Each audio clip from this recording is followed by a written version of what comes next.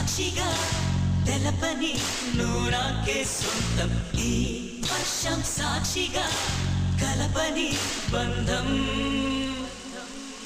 శైలు మీ వాడిని ప్రేమిస్తోందా? నా మాటిను ఆ అమ్మాయిని మర్చిపో.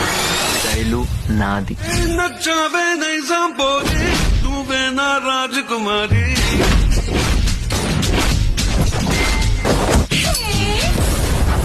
నేను తప్పు చేశానంటే నువ్వు నమ్ముతున్నావా?